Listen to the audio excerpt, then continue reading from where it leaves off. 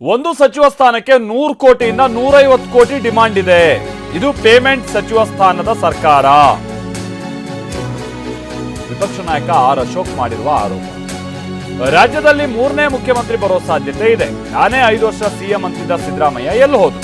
ಸಿದ್ದರಾಮಯ್ಯ ಬದಲಾಗ್ತಾರೆ ಅಂತ ನಾನು ಹೇಳಿದ್ದು ನಿಜವಾಗಿದೆ ಅಂತ ಆರ್ ಅಶೋಕ್ ಹೇಳಿಕೆ ಕೊಟ್ಟರು. ಸರ್ಕಾರ ಮಂತ್ರಿಗಳಿಲ್ಲದೆ ಅಧಿವೇಶನ ಕರೀತಾ ಇದ್ದಾರೆ.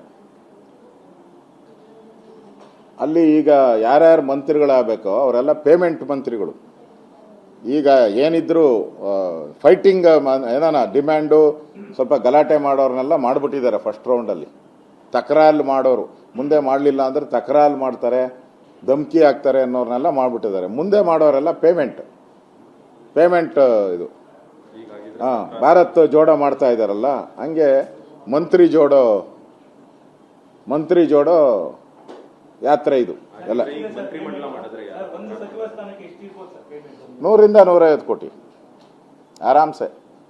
ಯಾಕಂದ್ರೆ ಇನ್ನೂ 1.5 ವರ್ಷ ಆಯ್ತಲ್ಲ. 1.5 ವರ್ಷಕ್ಕೆ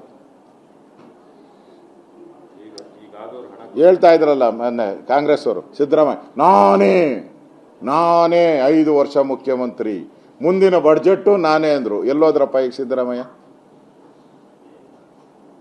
ಕಾಂಗ್ರೆಸ್ ಪಾರ್ಟಿ ಅವಾಗ 2 ಮುಖ್ಯಮಂತ್ರಿ ಆಗೋದ್ರು. ಇನ್ನೊಂದು ಮುಖ್ಯಮಂತ್ರಿ ಯಾವಾಗ ಬರ್ತದೋ ಗೊತ್ತಿಲ್ಲ.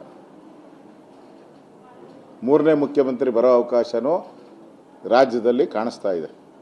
ಇದೇ ಥರ ಬಿಡದಿದು, ಇದೇ ಥರ ಆನೆಕಲ್ಲು ಎಲ್ಲ ರೈತರು ಹೋರಾಟದಲ್ಲಿ ಸಿಕ್ಕಾಕೊಂಡ್ರೆ 3ನೇ ಮುಖ್ಯಮಂತ್ರಿ ಬರೋದು ಗ್ಯಾರಂಟಿ.